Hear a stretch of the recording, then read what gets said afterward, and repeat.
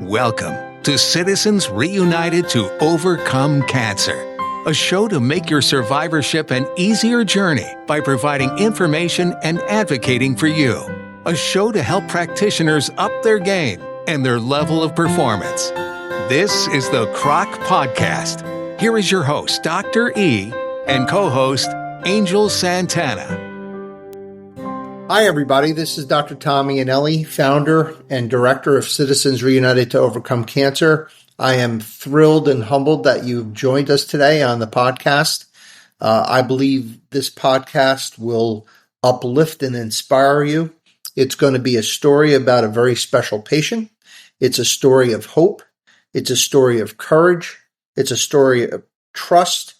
And it's a story that shows us that miracles do happen. And it is a true story. Angel, welcome to this amazing podcast.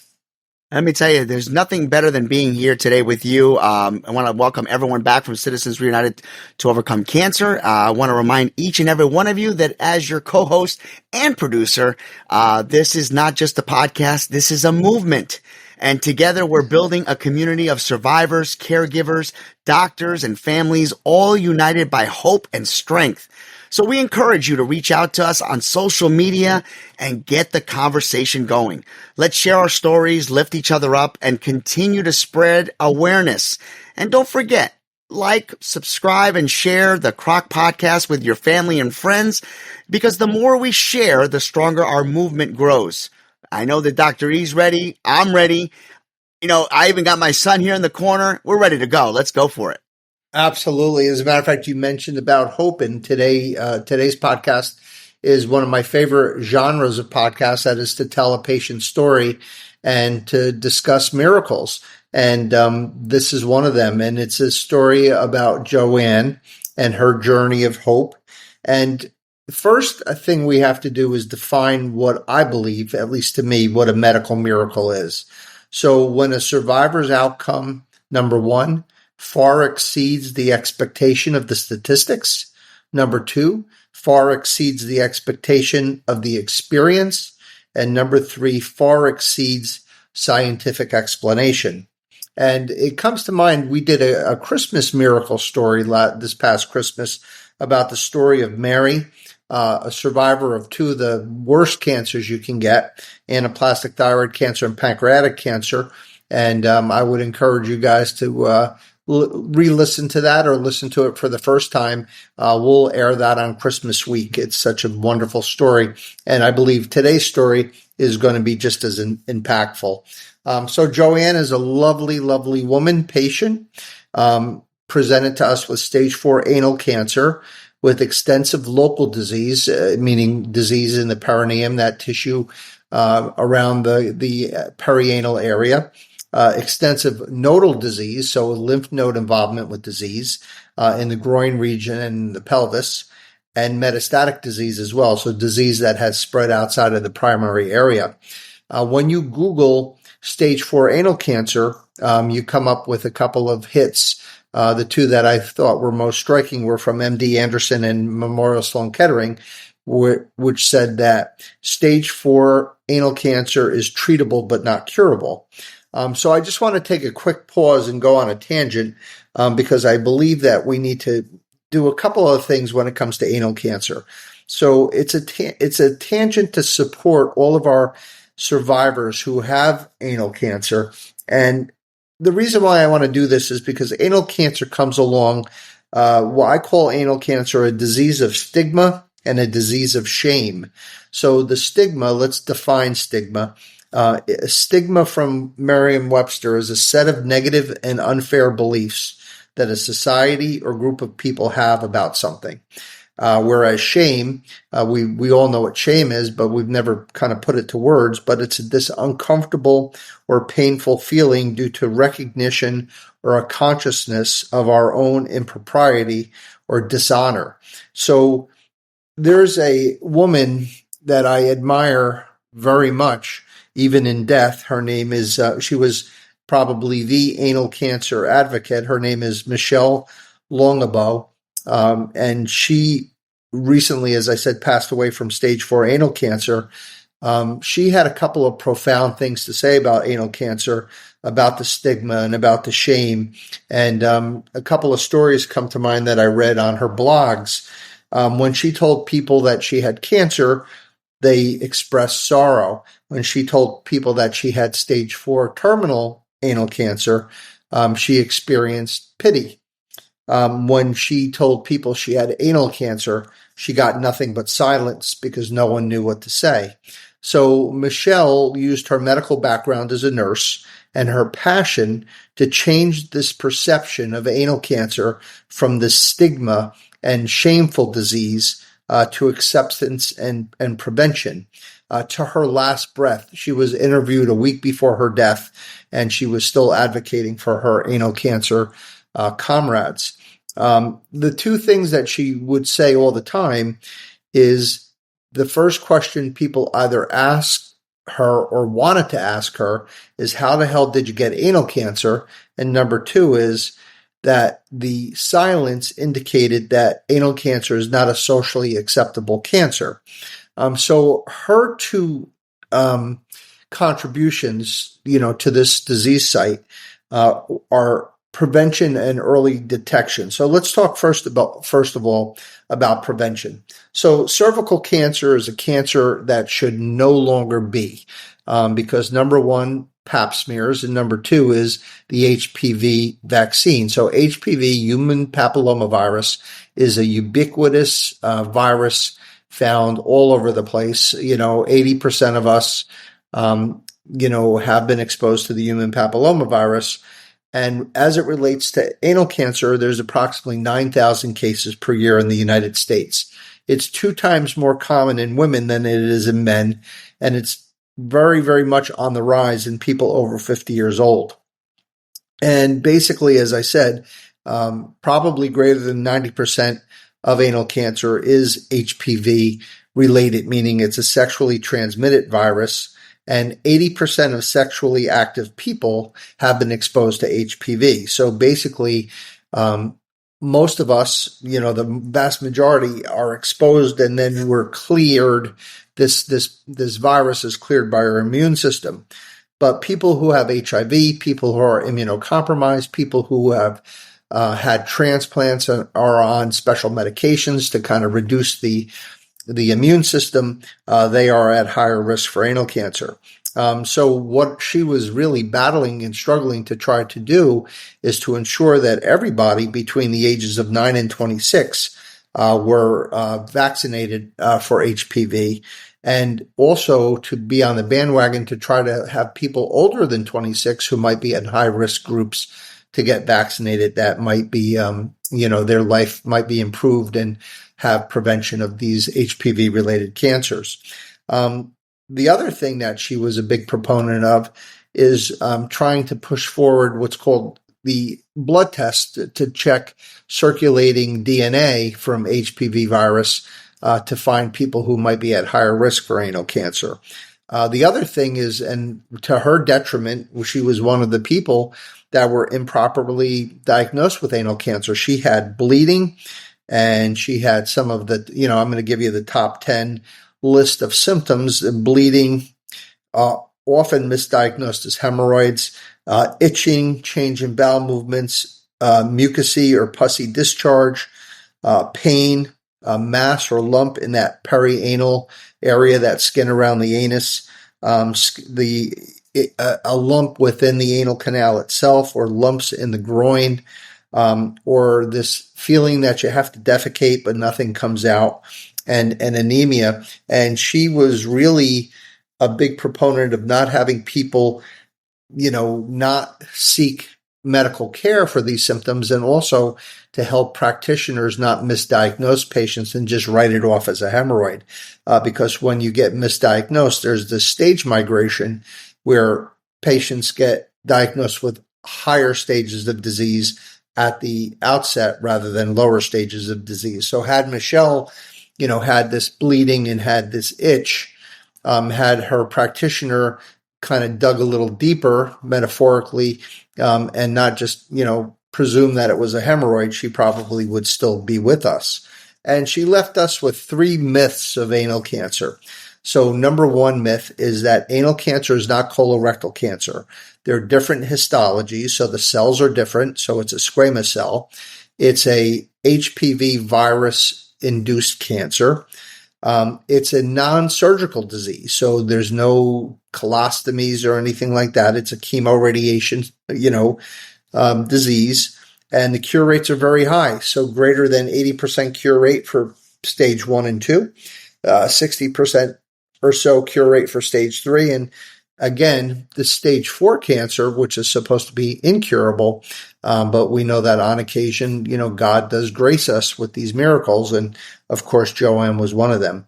The second myth is that it only happens to people that are sexually promiscuous, and that's not true at all, because 80% of all, as I said, sexually active people have had exposure to HPV, and it has resolved.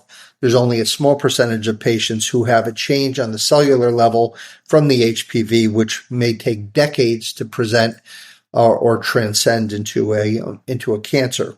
And number 3 is you don't have to have had anal sex to have anal cancer. And I think that's one of the things that people get so spooked about, is that when you tell someone you have anal cancer, they all think that you're this very promiscuous and sexually adventurous individual, when indeed that's not the case at all.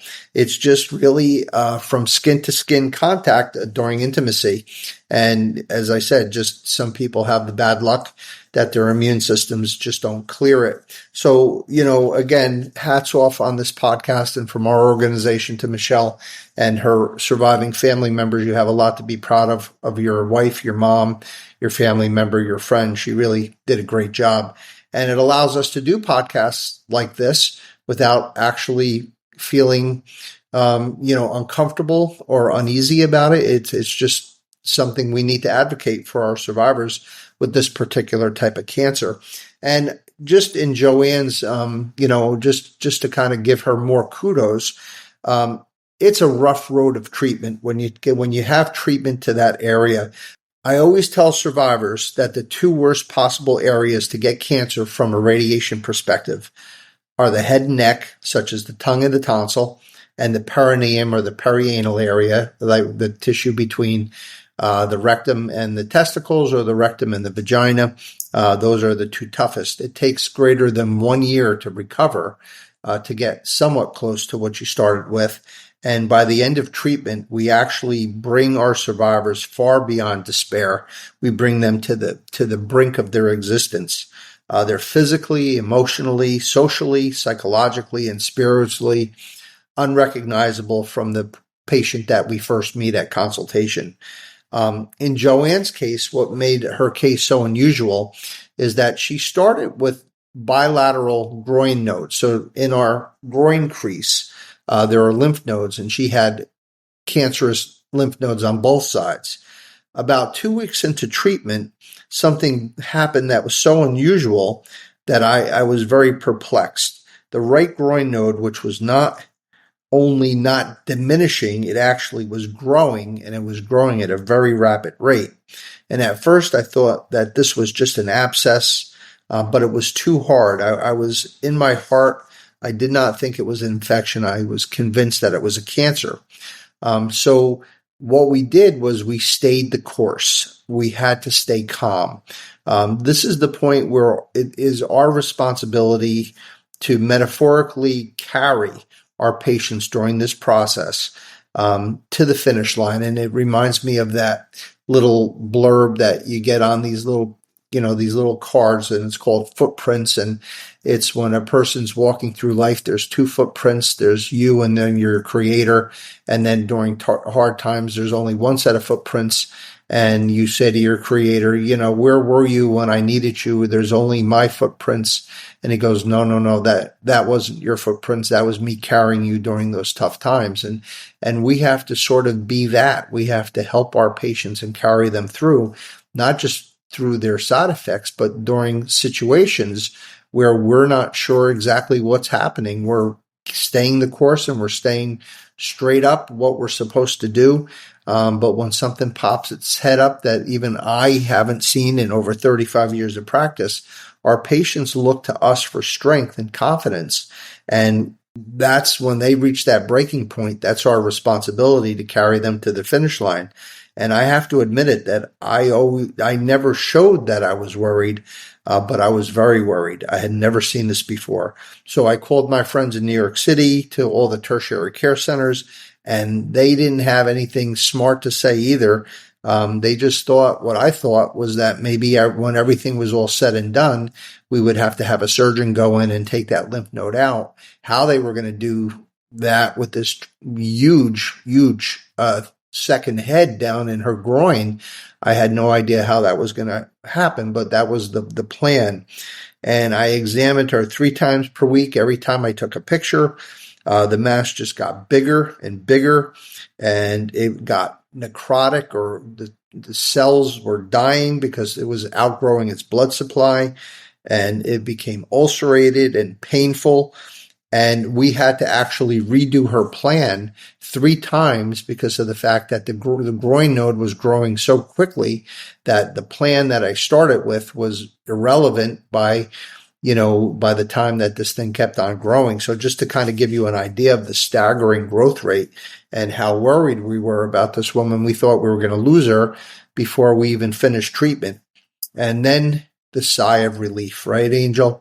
I don't know the exact day that I would have called this Joanne's miracle. I actually think it was more like a 3-month miracle, not an immediate miracle. And kind of like the blooming of a rose takes time. You see the first little inklings of a bud, and then you see this glorious expression of this beautiful flower. I kind of felt that her miracle was like that. And it started with just like a feeling like, hey, I think it's smaller, but I can't be sure, to, hey, it's definitely smaller, to, hey, it's gone. And I waited for that PET scan, which was the last data point, and her local disease was gone, her nodal disease was gone, her metastatic disease was gone. And in over 35 years of practice, I can count the times that I shed tears on one hand in front of a patient, and that day was one of them. I was so overwhelmed with joy, with gratitude, with humility, and with awe. Angel, I was in awe of how our team stayed unified, calm, and strong. I was in awe of Joanne's courage and faith and her fortitude. I was in awe of how our Creator uses the caregivers as a vessel of healing. I was in awe of the power of the interconnectivity between a doctor and their patient. I was in awe of the limitless potential that hope brings. I was in awe of the purity of belief. And someone once told me that if I had heart, my heart would hold hope. And hope is the profound magical ingredient that creates miracles. And when Joanne saw my tears, it was then that she realized that her cure was a miracle. Angel, your thoughts? Well, first and foremost, I'm always a big believer, and you know how I feel about true stories. And when you first, let me just give a quick side note. When you and I do these shows and these episodes, I don't know what you're going to talk about, right? You just send me usually a synopsis. You usually send me a title. Well, before I heard the story, I said to myself, well, when I hear the phrase, I believe in miracles, I am reminded that miracles aren't always the parting of the seas, as you put it in your synopsis, or moving mountains. Often they're quiet, they're intriguing, the stories, but everyday moments of hope, healing, and human connection is something that we overlook at times, right? So I wrote this down, preparing myself for this, and I said, from a spiritual perspective, a miracle is simply the unexplainable gift of grace.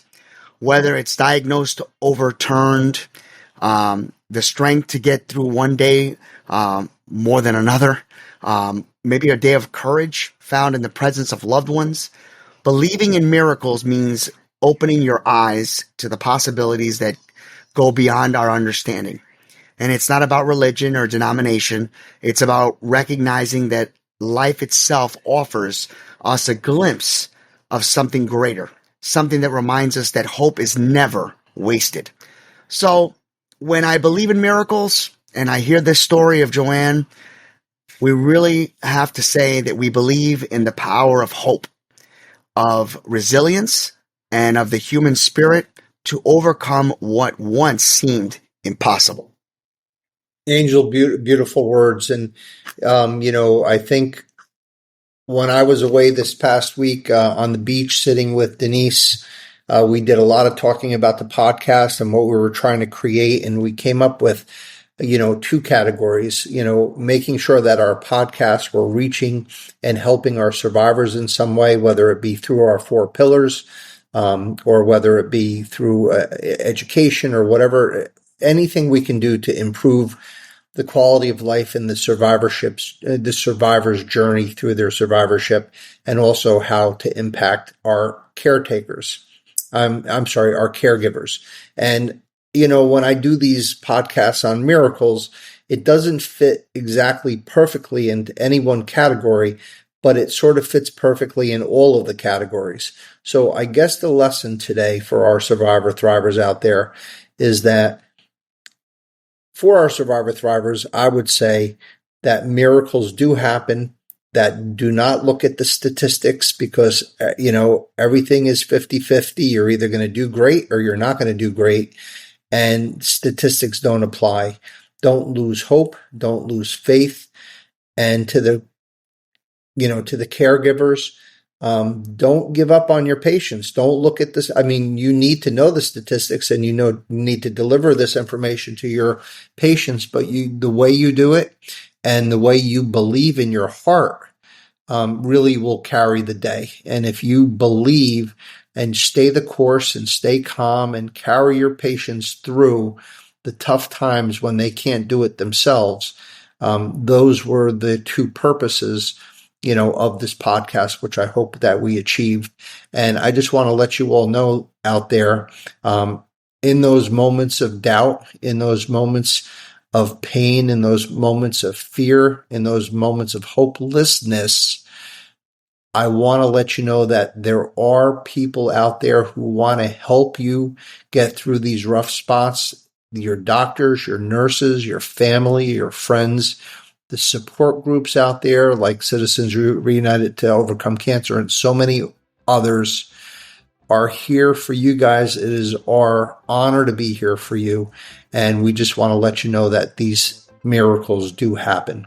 So in closing, I want to again leave you with the CROC blessing. And that's to wish every single one of you a long, healthy, happy, and cancer-free life. Believe in miracles. God bless you. God be with you. Peace. Hey, CROC Nation. Don't forget to like, subscribe, and share the podcast to your friends. Visit our website, crocvip.com. We would love to hear your feedback.